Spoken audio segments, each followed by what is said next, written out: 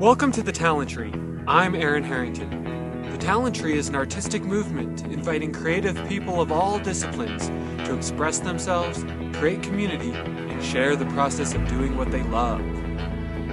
To join the Talent Tree community or to see video of today's show, visit theTALENTree.com. That's TheTALENTree.com.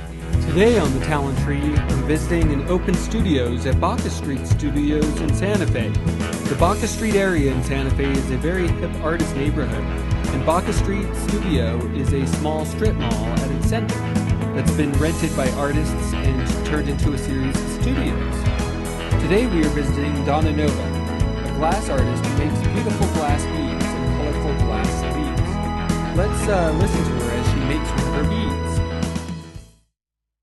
Hi, Donna. Hi. In my left hand, I have a mandrel that is basically a welding rod, and I've coated the tip of it with bead release so that when I'm finished, the bead will just come straight off the mandrel. It won't be sticking at all.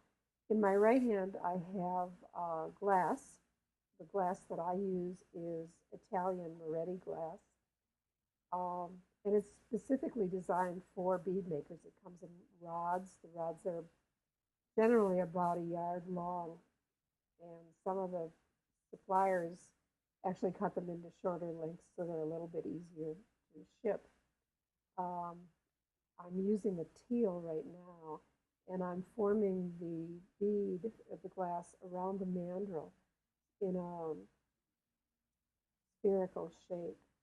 And I'll just get it to the size that I actually want, and then I'm going to roll it in a raku frit, which is a wonderful color. It's not really compatible with the Moretti glass. The raku frit is, I think, 96 coefficient of expansion, and I'm using 104 coefficient of expansion. So the potential for the bead to break is a little bit higher than if I were using all the same glass. But I don't use that much of the raku frit on the outside, so hopefully there won't be a problem. And I haven't had any break yet, but the potential is there. So you're just kind of melting the glass and putting it as a bead. Yes, I'm making it into a bead shape. Mm-hmm. But you're like laying down a stream all the way around with each pass. Right. And after I get about as much on there as I want, I will shape it up as close as I can to be a totally round, spherical shape. It's very difficult, I have to say, to get a bead round. They always want to be a little wonky. So there I have pretty much the shape I'm looking for. Maybe I'll add a little more glass. And I can pad it with this graphite paddle. Patting it on the sides to make it even? Yes. And then I will also, once I get it even that way, I'll pat it on the top so that it becomes rounder in shape. And that may working with gravity too, with the a molten little bit, glass yeah. kind of. I have to keep my left hand constantly rotating because if I don't, the glass will just slump right off onto my workbench. Right. That's a problem with beginners. They tend to stop and look at it. Oh. It slumps off.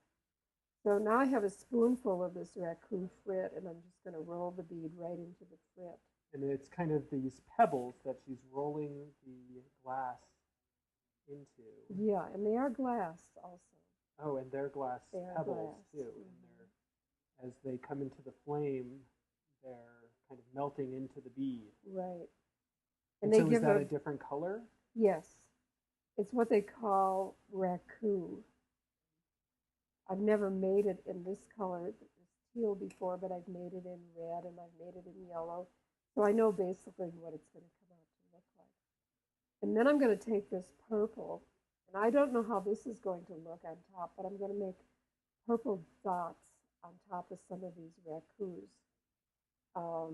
And I don't know, I won't know till tomorrow when I take the beads out of the kiln if the purple is going to be transparent enough that you can see the raku in between or through it, or if it's going to be so dark that you won't see anything through it. So you can't actually see how the beads came out till tomorrow. Right. So that makes like every morning like Christmas morning. Yeah, exactly. Exactly. And what do you love about glasswork? Oh boy, everything. It just gets in your blood, and it's it's totally addicted. And if you, for me, if I don't make glass almost every day, I have like withdrawal. Oh yeah? Yeah, it's really quite incredible.